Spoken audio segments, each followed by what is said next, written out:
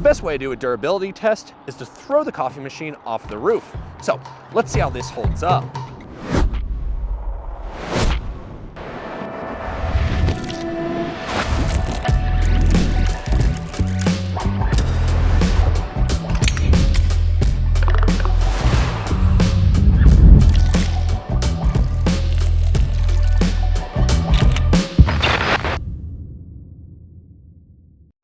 So maybe you don't have the best brewing equipment, but you have something that kind of works. In this video, we're going to take a look at how to get the best out of your shitty coffee machine.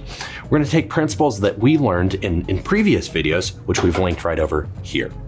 We're going to take those principles, apply them to this piece of garbage, and see if we can get a good cup of coffee out of it. First, we need to think about water, and let me tell you, not all water is created equally. When it comes to coffee brewing, well, we want water that is, first of all, odor-free, contains no chlorine, has a total dissolved solid content of 150 parts per million, calcium content of 68 milligrams a liter, alkalinity of 40 milligrams a liter, and a pH of 6.5 to 7.5. But of course, all those crazy words mean absolutely nothing to the average person drinking coffee. So let's simplify. To start, don't use water from your tap. This water could be too hard, it could be too soft, it could contain things that we don't want to taste in our coffee. It could have negative attributes that directly contribute to our final product. So here's some simple things that we can do. We can simply use purified water. You use a Brita and get water from that.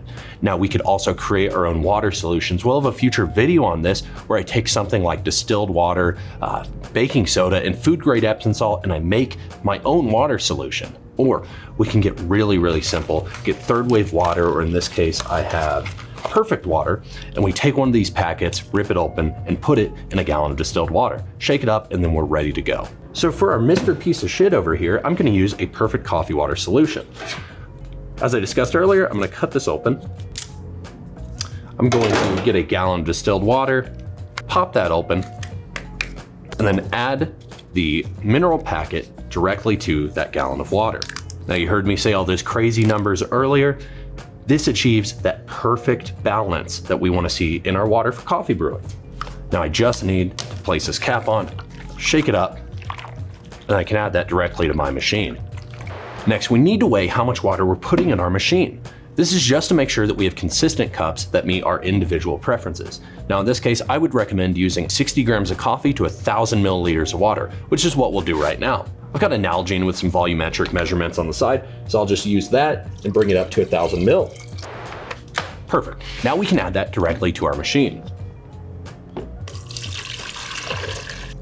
Of course, you might be thinking, well, adding these mineral packets, are they gonna ruin my coffee machine? No, they're formulated to work not only well in your coffee machine, but protect them from lime scale. Now let's put our water supplies away and start looking at the coffee. So we've got our bag of Black Rifle coffee here, and we've also got whole bean. We're gonna wait until the last second to grind our coffee. This is because of oxidation. Oxidation directly leads to what we perceive as stale coffee, undesirable attributes that we do not want in our cups. So we wait until the last second to grind. What I'm gonna do here is weigh out 60 grams of coffee. That's because we added that 1,000 milliliters over here, and this achieves a golden cup ratio. So let's weigh it out.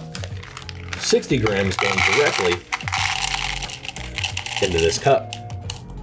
Try to be as close to that number as possible. Again, not only because we want to achieve consistent cups each time, but because we don't want to use too little or too much coffee. Think about it this way. If I use a little too much, that's coffee that could be used in the future. So by weighing this, we're actually saving money. Next 60 grams, we're going to put it into our grinder. So we spent all this time talking about grinding coffee fresh, which means you need to invest in a good grinder. Now, I am not going to tell you that you need to spend $3,000 on this Malkonig over here, but you do need a good burr grinder. As a matter of fact, the one thing that I can recommend for anyone just starting in brewing is before you get anything, get a good burr grinder, conical or flat burr, but it needs to be of high quality. That is the best investment that you can make.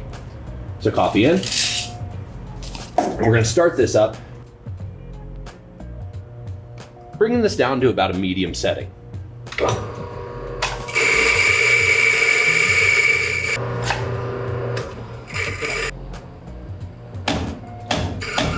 Could have used a bigger collection jar there. but I'd say we've got most of it. Now we'll get a little nerdier with how we're preparing this machine. First of all, I'm going to want to put my filter paper in the machine, and we just want to rinse that. Now typically I suggest this if we're doing pour overs, always rinse your filter papers.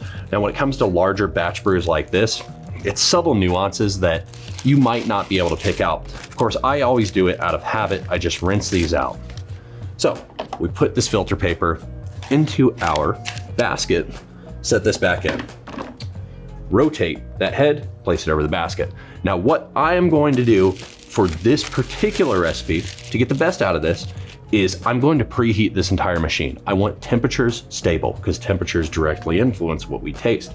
So I'm gonna shut this lid and I'm gonna run that 1,000 milliliters of water through this machine, rinse that filter paper out. Everything will be rinsed and preheated for when I'm ready to actually start brewing.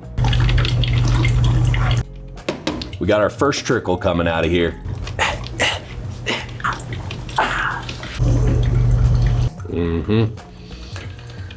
Still waiting on this. This shit's fucking done yet, bro?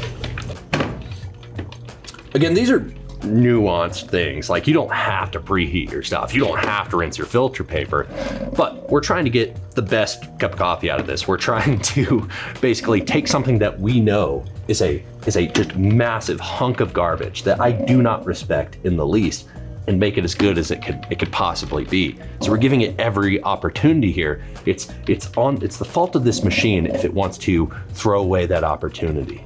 She's grumbling. She's rumbling. Easy there, brother. All right, we're gonna flick this off. We're gonna empty that water, and then we are going to add our coffee to the basket, add another 1,000 mils of water to our reservoir, and then we'll be good to go. So, twist head off to the side, pull out our basket. We're going to add that coffee directly to the center of the basket. Now, what we could have just done there is actually put this on the scale and made sure that 60 grams was actually going into this basket. That's what we put in. We want to make sure the same thing's coming out. But we just didn't do that. Little shake, get that nice and flat. So when that coffee initially makes contact with that bed, it evenly distributes across the top. We want even saturation. And ideally an even drawdown. It's not gonna happen with this fucking head over here, but in a perfect world, right? Twist head over, add another 1,000 mils of water. Bam. Directly into the machine. Spicy. Shut lid. Press button. And there it is. We've done it. This is, oh, wait. Oh God, we didn't dump that fucking rinse water. Oh God. Dump your rinse water. Jesus. We're good. Everything's okay. No harm done. We know what we're doing here. This is a place of learned doctors. Everyone on this channel has some sort of a credential that qualifies them to be here. So if this fucking disgrace is your cup of tea, your cup of coffee even, there's some things that we can do to maybe maximize the quality of the cups we're getting out of it. But what I will say is that there's better options out there. Sure, this is cheap. Sure, this maybe works in the short term. But as a long-term batch brewer, you could get a Ratio, you could get a fellow Aiden, you could get a Mocha Master, and you'll have significantly better cups. What we've done here is just really the most that we could do to get a cup that might be pretty good. I think it'll be a tasty cup of coffee in a situation where maybe I'm on the move, I'm traveling, I'm maybe just passing through towns, I don't have a cup of coffee in my hotel, I grab a Mr. Coffee. Some small differences I can make. So let's cover those real quick. We can weigh our coffee, we can get better water quality, and we can get a grinder, a good solid burr grinder to grind our beans and wait until we're ready to brew to actually grind them. But probably the most important variable is looking at the quality of coffee that we're getting. Sure, if you want coffee from the shelf off of the store, that is perfectly fine as long as it meets your preference.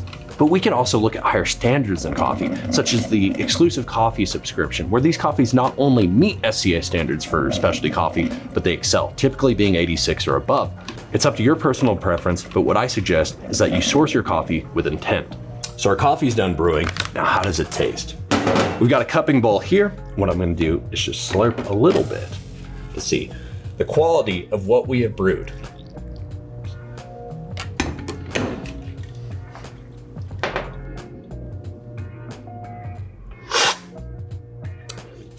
And it's not a bad cup. As a matter of fact, if I was traveling, I would be content with this, but it could be better.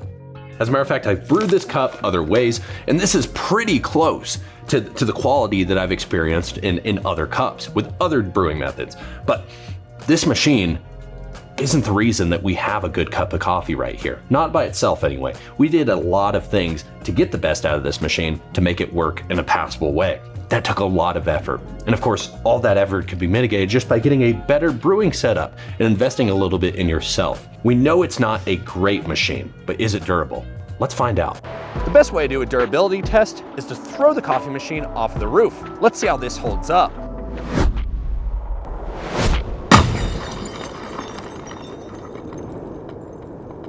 Not a great coffee machine, and not very durable either. Looks like the Mr. Coffee does not pass this test. I wish you would step back from that ledge, my friend. You could cut ties with all the lies that you've been living in. And if you do not want to see me again, I would understand.